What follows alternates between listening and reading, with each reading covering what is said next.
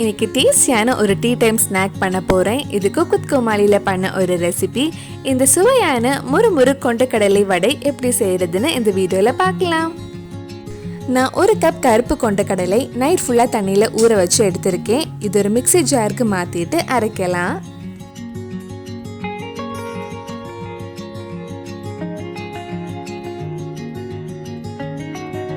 இது கூட 10 பல் பூண்டு, அரை டீஸ்பூன் சோம்பு, 5 காஞ்ச மிளகாய் எடுத்திருக்கேன்.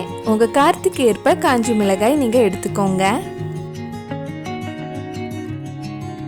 இதெல்லாம் சேர்த்து தண்ணி ரொம்ப ஊத்தாம கொஞ்சம் நரன்னு அரைச்சு எடுக்கலாம். இந்த மாதிரி அரைச்சு எடுத்துக்கோங்க. இப்போ இது இன்னொரு பவுலுக்கு மாத்தலாம்.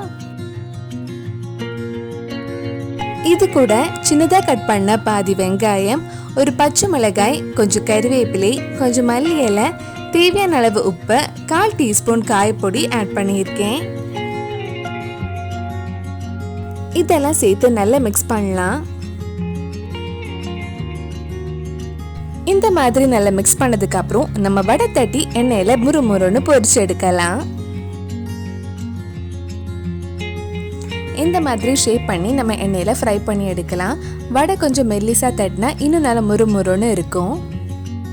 வடை ஃப்ரை பண்றதுக்கு ஒரு கடாயில எண்ணெய் சூடு பண்ண வச்சிருக்கேன். எண்ணெய் சூடானதும் நம்ம ஃப்ரை பண்ணி எடுக்கலாம்.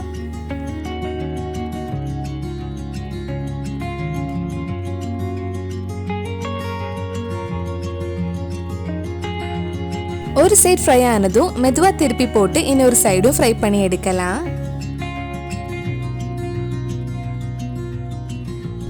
நம்ம முறுமுறு கருப்பு கொண்டக்கடலை வடை ரெடி ஆயிடுச்சு. இதே மாதிரி மிச்சம் இருக்கிற மாவுலையும் நம்ம வடை ஃப்ரை பண்ணி எடுக்கலாம். நம்ம சேனல்ல இதுக்கு முன்னாடி பண்ண snack recipe cook with Comali recipe உங்களுக்கு பார்க்கணும்னா அதோட லிங்க் கீழே டிஸ்கிரிப்ஷன்ல இருக்கு. அந்த ரெசிபிஸும் போய் பாருங்க.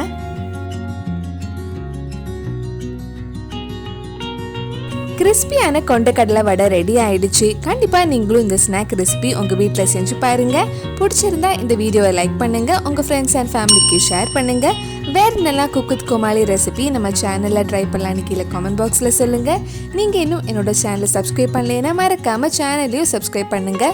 கூடவே அந்த பெல் ஐக்கனையும் பிரஸ் பண்ணா நான் புது வீடியோ போட்ட உடனே உங்க போனுக்கு நோட்டிபிகேஷன் தரும்.